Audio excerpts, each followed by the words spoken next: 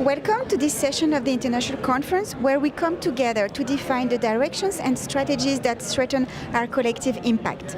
Today, as part of our Red Vest Live session, we're focusing on the role of community players in healthcare.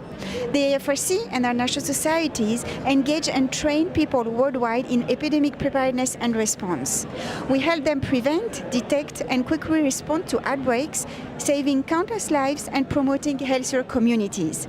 To discuss the role of community-based actors in the health sector, I'm very happy to have with me Bronwyn Nicol, Senior Officer, Public Health in Emergencies. Thank you very much, Bronwyn, for being with us. Thank you for having me.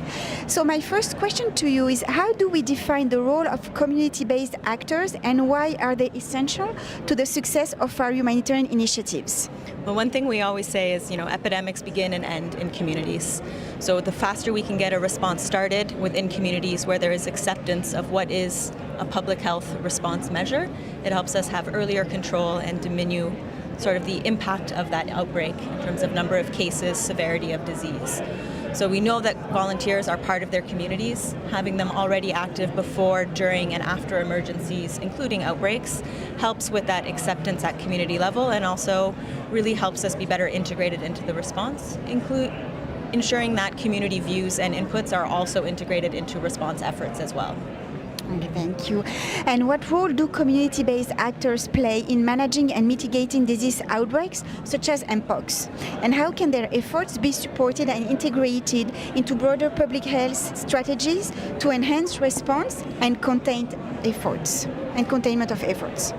So if we're looking at Mpox, particularly in the Africa region right now, with the emergence of Clade 1b and the increase in cases of Clade 1a, a lot of national societies have so much experience responding to outbreaks already. And what they're doing is really using what they've learned from other outbreak responses, whether that's around health promotion and risk communication and community engagement, whether it's around community-based surveillance, making sure they are capturing what could be suspected cases and helping authorities, alerting authorities about them so that there can be an earlier investigation.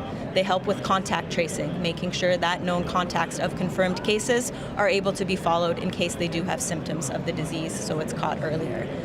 Some national societies are also helping with ambulance transport for confirmed cases. We're supporting in community-level wash activities, whether that's around provision of safe water, because that is needed for cleaning, whether it is around hand washing as well, and whether it's around some are supporting infection prevention control activities for ambulance services, as well as for healthcare facilities.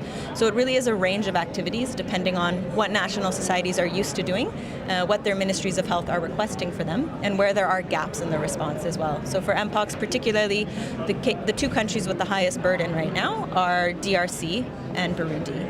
And they're both really repeating the roles they have played in either Ebola response or Ebola preparedness activities, as well as what they did in COVID. They're very well known by their ministries of health. They're known to support in their auxiliary role for health. And so they've just really been building on that for Mpox. Yeah, and they did a wonderful job during the Ebola outbreaks, and they're still doing that for Mpox. And as we keep saying, preparedness saves lives, and let's take the opportunity to thank them for the great job they've been doing and are still doing to contain the Mpox outbreaks, for instance, in DRC. Thank you very much, Bronwyn, for being with us today. Thank you for having followed us throughout the General Assembly, the Council of Delegates, and the International Conference. And stay tuned on our social media platforms at IFRC for regular updates. Thank you.